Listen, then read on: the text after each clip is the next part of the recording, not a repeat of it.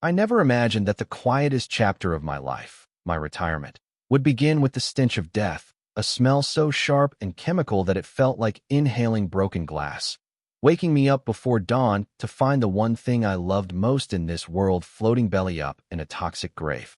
I'm Frank Mac McAllister, a man who spent 35 grueling years breathing in metal dust and machine oil as a master fabricator, scraping together every dime of overtime pay just to buy a slice of silence, 15 acres of untouched woods, and a crystal-clear, spring-fed lake that I could finally call my own.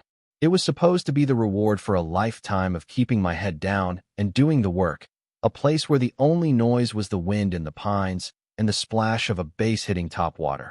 But that dream died the morning I walked out onto my porch and saw the surface of my lake shimmering with an unnatural, oily rainbow slick, the water choked with dozens of my prize bass and bluegill, their white bellies exposed to the morning sun like a mass surrender. My trail camera, a simple device I'd strapped to an oak tree to watch for deer, had captured the whole sordid affair in grainy black and white, revealing a white pickup truck emblazoned with the logo of Oak Ridge Heights, the pristine, gated community that loomed over my property line like a fortress of judgment, backing up to my shoreline at 3:14 a.m., followed by two figures in coveralls rolling heavy industrial drums into the water, the contents glowing white-hot under the infrared lens as they poured poison directly into my sanctuary. But before I could even process the rage that was boiling in my gut, before I could even comprehend that I was about to go to war with a board of directors who thought they were gods, I had to understand how I ended up here, standing in mud that smelled like a chemical plant, realizing that my neighbor wasn't just a nuisance, she was a criminal. It all started 18 months earlier when I bought this land, a forgotten parcel that bordered the manicured lawns and seven-figure McMansions of Oak Ridge Heights, a place where the grass is measured with rulers and the residents drive cars that cost more than my first house. Everything was perfect until the day Victoria St. Clair clicked her way up my gravel driveway, her pristine white heels struggling against the dirt, a woman who wore her authority like a crown and looked at my hand-built cabin as if it were a stain on her perfect world. She was the HOA president, a title she clearly believed gave her jurisdiction over everything within her line of sight, and she didn't waste time with pleasantries, informing me in a voice dripping with faux concern that my rustic home didn't align with the aesthetic standards of her community, implying that my very existence was driving down property values for people who had likely never held a hammer in their lives. When I politely told her that I didn't answer to her HOA bylaws and that my property was outside her jurisdiction, her smile didn't falter, but her eyes went cold, a dead, shark-like stare that told me I had just made a very powerful enemy.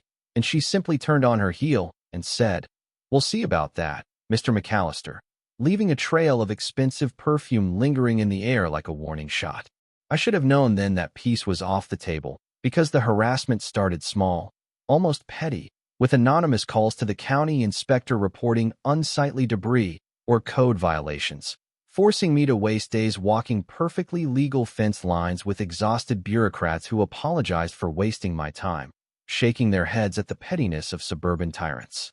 But Victoria wasn't satisfied with annoyance. She wanted annihilation, escalating her tactics by having her landscaping crews park their idling diesel trucks right on my property line at dawn, choking my morning coffee with exhaust fumes.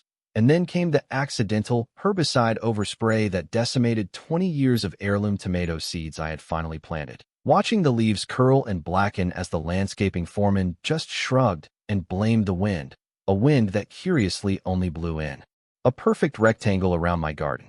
That was the moment I stopped being a retiree and started thinking like a machinist again, because in my line of work, when a machine starts failing in specific, rhythmic patterns, it's not an accident, it's sabotage. So I started documenting, logging every truck, every interaction, every strange noise, turning my peaceful retreat into a surveillance operation. The night the fish died was the breaking point, the moment the Cold War turned hot, and armed with my trail cam footage and a heart-pumping pure adrenaline, I marched into the monthly Oak Ridge Heights board meeting, a room that smelled of lavender cleaning spray and old money, filled with residents who looked at my work boots and flannel shirt like I was a contagion. Victoria sat at the head table, flanked by her sycophants, looking every bit the queen bee in a blazer that probably cost more than my truck. And when she tried to silence me, claiming the meeting was for residents only, I held up the flash drive and announced to the room that her maintenance crew had poisoned the local water table, turning the hushed whispers into a deafening silence. I expected shock. I expected denial. But I didn't expect Victoria to lean back, smile that same terrifying smile, and pull a folder from her briefcase, accusing me of staging the dumping to commit insurance fraud, revealing 3 signed witness statements from residents who claimed they saw me dumping chemicals myself. The room spun for a second, the sheer audacity of the lie knocking the wind out of me. Realizing she hadn't just committed a crime, she had prefabricated a defense, weaponizing her community against me with perjured statements before I had even opened my mouth. She orchestrated a vote to ban me from the premises, a kangaroo court verdict delivered with a gavel bang that sounded like a gunshot. But while the room erupted in hushed gossip, I noticed something she missed in her arrogance. She had left her evidence folder on the table when she got up to bask in her victory. I waited in the parking lot until the luxury SUVs had filtered away, slipping back into the unlocked community center like a ghost, my heart hammering against my ribs as I crept into the empty meeting room and flipped open her binder, photographing documents that made my blood run cold. Waste disposal invoices that had been unpaid for months, emails discussing alternative cost-saving disposal methods, and a directive to maintenance staff to handle the problem quietly. It wasn't just dumping. It was systemic, calculated corporate greed disguised as neighborhood management, and as I drove away that night, the documents burning a hole in my passenger seat, I knew this wasn't just about dead fish anymore. It was about taking down a monster who thought she could buy her way out of morality. The next morning, I drove straight to the state EPA office, bypassing the local cops who Victoria likely played golf with, and filed a formal complaint with a federal investigator named Agent Miller, a man with tired eyes and a reputation for eating corrupt corporations for breakfast. I showed him the water samples, the dead bass, the footage of the truck, and the stolen photos of the invoices, watching his demeanor shift from skeptical bureaucrat to a hunter catching a scent, his fingers tracing the chemical names on the lab report. Methylene chloride and trichloroethylene. Poisons that didn't just kill fish, they caused cancer, liver damage, and birth defects. And they were seeping into the groundwater that fed half the county. Agent Miller looked up at me, his expression grim, and told me that if these chemicals reached the protected wetlands downstream, we weren't looking at a fine, we were looking at federal prison time, RICO statutes, and felonies that carried decades behind bars. But Victoria St. Clair wasn't going down without a fight, and just days later, I received a cease and desist order from her husband's high-powered law firm, demanding $50,000 for defamation and emotional distress, a legal bully tactic designed to crush me under the weight of paper and fear. They thought they were dealing with a simple old man who just wanted to fish, a blue-collar nobody they could scare into silence with big words and expensive letterhead. But they forgot that a machinist learns one thing above all else. Leverage is everything. And if you apply enough pressure to the right stress point, even the biggest machine will break. I wasn't scared, I was focused, and as I sat on my porch cleaning my shotgun, not for them, but for the comfort of the routine, I looked out at my dead lake and made a promise to every floating bluegill and every poisoned drop of water that I would not stop until Oak Ridge Heights was shaken to its very foundation. The war of attrition began in earnest when a beaten-up sedan started parking across from my driveway, occupied by a man with a camera and a fedora that looked like it had survived the 70s, a private investigator named Detective Reynolds who didn't exactly try to blend in. I confronted him one afternoon, marching up to his window with a thermos of coffee and a blunt question about who was signing his paychecks, expecting a tough guy routine, but instead, the old gumshoe looked at me with weary eyes and confessed that Victoria had hired him not just to watch me, but to plant evidence. He told me, his voice trembling slightly with the weight of a guilty conscience, that she had offered him $5,000 to stash barrels of solvent behind my shed and snap a few incriminating photos, a frame job so classic it was almost insulting. But Reynolds had a line he wouldn't cross, telling me he'd rather be broke than dirty. This confession was the first crack in her armor, a sign that she was getting desperate, grasping at straws because she knew the EPA was sniffing around. But the desperation made her dangerous, and soon the petty vandalism turned into calculated destruction. I woke up one Tuesday to the sound of water gushing in my basement, rushing down the stairs to find 3 feet of brown sludge destroying my workshop, my tools, and 40 years of memories, the result of a main water line that had been severed with surgical precision by a professional pipe cutter. The insurance adjuster, a sharp guy named Gary, took one look at the clean cut on the PVC and told me flat out that pipes don't commit suicide. This was sabotage, executed by someone who knew exactly where to dig and what tool to use, pointing a direct finger at the maintenance crew Victoria controlled like her personal militia.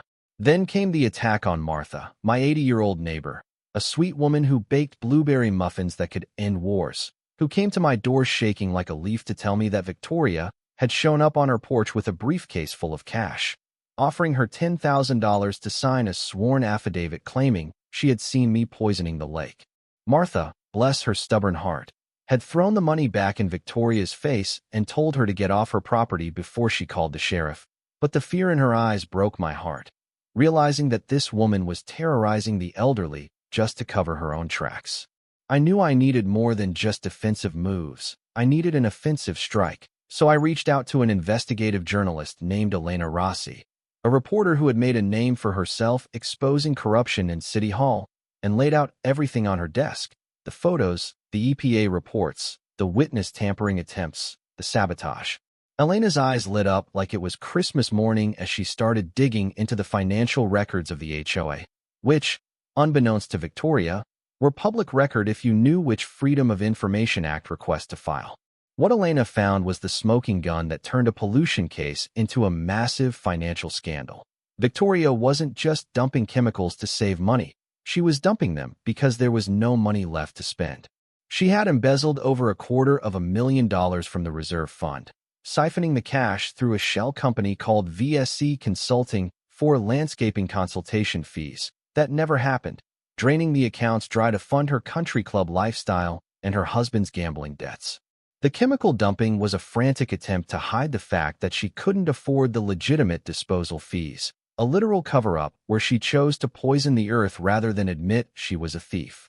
Elena connected the dots, realizing that the maintenance crew was actually an unlicensed company owned by Victoria's brother, a felon with a record for illegal dumping in 3 states, creating a closed loop of corruption where family paid family to commit crimes with homeowner money. While Elena was building the expose that would destroy Victoria in the press, Agent Miller called me with news that escalated everything to a terrifying new level. The chemicals in my lake had migrated into the aquifer that fed the Silver Creek Nature Preserve, home to the endangered spotted salamander, a species so protected that harming its habitat was a federal felony carrying mandatory prison time. This wasn't just a property dispute or a financial crime anymore. It was an ecological disaster with the weight of the federal government behind it, and Agent Miller told me they were building a RICO case, treating the Oak Ridge Heights board like an organized crime family. Victoria must have sensed the walls closing in because the attacks became personal, vicious rumors spreading on Nextdoor and Facebook that I was a dishonorably discharged veteran with a history of violence, a ticking time bomb, who was a danger to children, forcing me to have awkward conversations with people I'd known for years who were suddenly afraid to look me in the eye. I had to call my old commanding officer, Sergeant O'Malley, to get my service records released just to prove I wasn't a psychopath, while my tires were slashed in the grocery store parking lot by a hooded figure who jumped into a car registered to the HOA. But the final straw, the moment that truly sealed her fate, was when Victoria's husband, Charles St. Clair, a slick lawyer with a smile like a used car salesman, showed up at my door in the pouring rain, holding a waterproof briefcase and looking like a man who hadn't slept in a week. He didn't threaten me. Instead, he opened the case to reveal stacks of $100 bills, 50 grand in cold, hard cash, and offered it to me as a settlement if I would just drop the EPA complaint and sign a non-disclosure agreement, pleading with me to be reasonable and think about my retirement. I looked at the money, more than I had made in 2 years at the shop, and then I looked at the hidden camera I had installed in my living room bookshelf, the tiny red light blinking a steady rhythm, recording every word of his felony bribery attempt. I leaned forward, looked Charles in the eye, and asked him if he knew that bribing a federal witness in an environmental investigation carried a 15-year sentence. Watching the color drain from his face as he realized he hadn't just failed to buy me off, he had just handcuffed himself to his wife's sinking ship. The trap was set, the players were in position, and the air in the community center was so thick with tension you could choke on it as hundreds of angry homeowners filed in for the annual meeting, unaware that federal agents were currently surrounding the building in unmarked cars. Victoria stood at the podium, looking frazzled but defiant, trying to rush through the budget report to avoid questions, her voice rising an octave every time someone raised a hand, completely unaware that Elena Rossi had published her bombshell article just an hour before, and phones throughout the room were lighting up with notifications. I stood up in the back of the room, interrupting her monologue about community unity, and the silence that followed was absolute, the kind of quiet that happens right before a tornado touches down. Victoria tried to have me removed, screaming for security, but I simply plugged my laptop into the projector system and hit play, filling the massive screen behind her with the infrared footage of her brother dumping poison into my lake, followed by the bank statements showing the transfers to her shell company, and finally, the video of her husband trying to bribe me in my living room.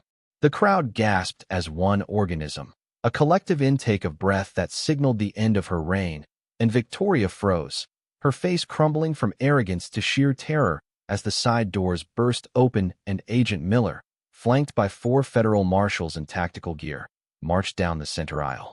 "Victoria St. Clair," he announced, his voice booming without a microphone. "You are under arrest for conspiracy, wire fraud, violation of the Clean Water Act, and witness tampering." And as the handcuffs clicked around her wrists, she looked at me with pure hatred, screaming that I was a nobody, a peasant who had ruined everything. But the real twist wasn't her arrest. It was the reaction of the room.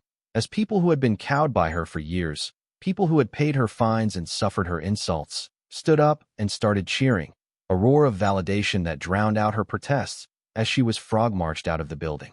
Her husband, Charles, was arrested in the parking lot trying to shred documents in his Mercedes, adding obstruction of justice to his bribery charge, a pathetic end to a power couple who thought the law was something that applied to other people. The aftermath was swift and brutal. Victoria was sentenced to 8 years in federal prison. Her husband got 5, and the court seized everything: the house, the cars, the offshore accounts, using the proceeds to fund the massive environmental cleanup of my lake and the downstream wetlands. The Oak Ridge Heights HOA was dissolved and reformed with a board of actual neighbors who cared about the community, and they voted unanimously to pay for the restoration of my property, turning the site of the crime into a symbol of healing.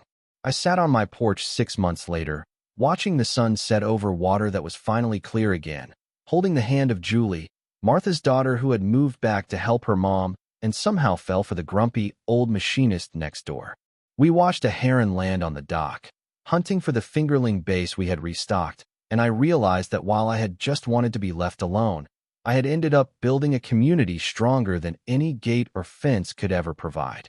It makes you wonder, doesn't it?